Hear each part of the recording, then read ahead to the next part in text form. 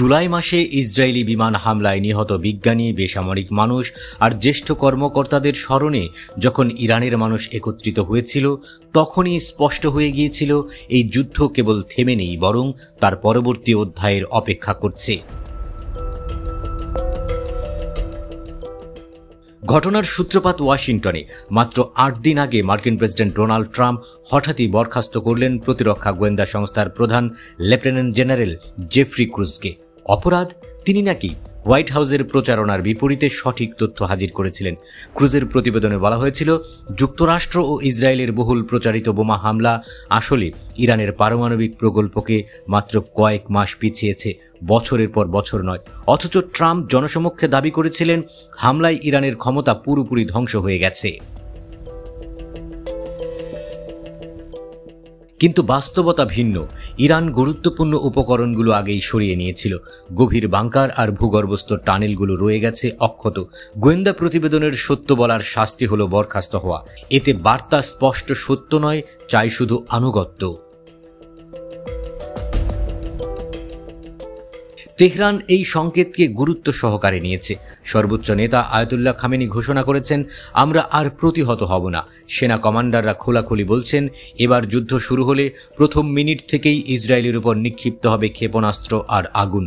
ইরানের কৌশল বদলাচ্ছে, আর অপেক্ষা নয়। প্রতিপক্ষের আঘাত নেওয়ার পর প্রতিশোধ নয়, বরং আগে আঘাত হেনেই বাঁচতে হবে। এই নির্মম যুক্তি তেহরানকে ঠেলে দিচ্ছে সম্ভাব্য প্রিএমপ্টিভ আক্রমণের দিকে।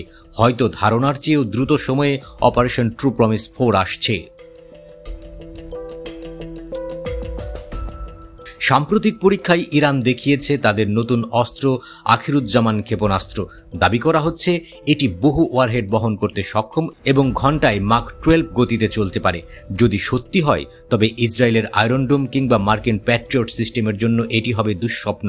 হামলার পর মাত্র কয়েক সপ্তাহেই এমন পরীক্ষা ইরানের সামরিক শিল্পের স্থায়িত্ব এবং দ্রুত অভিযোজন ক্ষমতার প্রমাণ দিচ্ছে।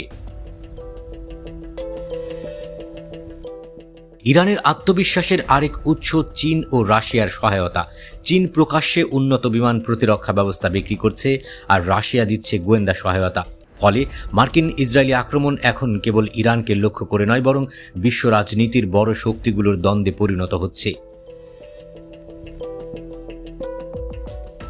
এরই মধ্যে ইউরোপের 3 শক্তি ব্রিটেন, জার্মানি আর ফ্রান্স ঘোষণা করেছে 30 দিনের মধ্যে ইরানের উপর নতুন নিষেধাজ্ঞা আরোপ করা হবে। কারণ হিসেবে তারা বলছে, ইরান নাকি বোমা হামলায় ক্ষতিগ্রস্ত স্থাপনাগুলো আড়াল করতে চাইছে। কিন্তু এই ঘোষণা ইরানকে আরও চাপে ফেলেছে। তেহরান যদি বিশ্বাস করে যে যাই হোক তাকে শাস্তি দেওয়া হবে, তবে সংযমের আর প্রয়োজনই বা কোথায়? অনেক বিশ্লেষক বলছেন, এই 30 দিন আসলে ইরানের আঘাত হানার ঘড়ির কাঁটা। দেশের ভেতরেও ট্রাম্প চাপে আছেন। গুরুত্বপূর্ণ কেলেঙ্কারি সংক্রান্ত নথি প্রকাশের সম্ভাবনা ঘিরে তাকে ঘিরে বাড়ছে বিতর্ক। এমন অবস্থায় ইতিহাস বলে, অনেক প্রেসিডেন্টই দৃষ্টি ঘোরাতে বিদেশে যুদ্ধের পথ বেছে নিয়েছেন। ক্রুজকে বরখাস্ত করে ট্রাম্প এখন পিছু হটার পথও বন্ধ করেছেন। কেন শিগগিরই আসতে পারে দ্বিতীয় সংঘর্ষ? কয়েকটি কারণ মিলেই পরিস্থিতিকে আরও ত্বরান্বিত করছে। গোয়েন্দা চাপ। এখন থেকে তথ্য আসবে ট্রাম্পের পছন্দ মতো, যা বিপজ্জনক সিদ্ধান্তের পথ খুলে দেবে। ইরানের নতুন নীতি, অপেক্ষা নয়, আগে আঘাত করার মানসিকতা। অস্ত্রের উন্নয়ন। যত সময় যাবে তত শক্তিশালী হবে ইরানের প্রতিরোধ।